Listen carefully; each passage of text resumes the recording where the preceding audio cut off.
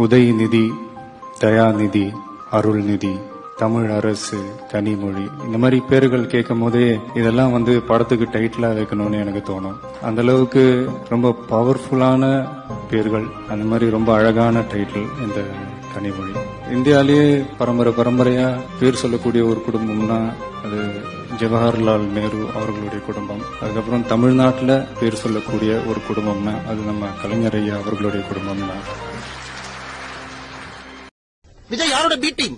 நாடகம் யாரு பண்றாங்க? பிஜேபி பண்ணுதா விஜய் பண்றாரா? நாடகம் பண்ணுவது விஜய், நாடகம் பண்ணுவது டிவிக்கு. திராவிட முன்னேற்ற கழகத்தினுடைய பி டீம் தான் விஜய்.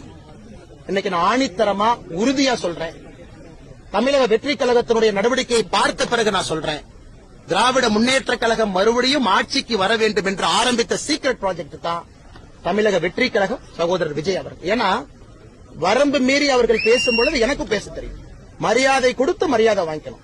சும்மா இந்த குசி ஆனந்த் உட்கார்ந்துகிட்டு இந்த அறிக்கை கொடுக்க கூடாது. நீ எல்லாம் ஒர்க் ஃப்ரம் ஹோம் பாலிடிக்ஸ் பண்ணிட்டு இருக்க, களத்துக்கு வா. அப்படியே படாம அப்படியே உட்கார்ந்து ஆக்டிங் பண்ற இடத்துல இருந்து அறிக்கை டைப் அடிச்சு அனுப்பிட்டு இருக்க. உனக்கு என்ன தெரியும் மக்கள் கஷ்டத்தை பத்தி?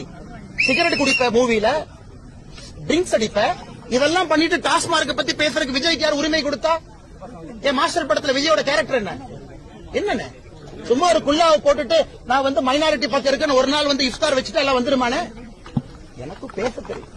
அந்த அறிக்கை எல்லாம் இந்த குசி ஆனந்தெல்லாம் கரெக்டா லிமிட்ல வச்சுக்கணும். சும்மா எங்க பக்கத்துல வச்சுட்டு இந்த ஒர்க் ஃப்ரம் ஹோம் பாலிடிக்ஸ் பண்ணிட்டு சின்ன பசங்க மாதிரி பாரதிய ஜனதா கட்சிட்டு சண்டை போடக்கூடாது.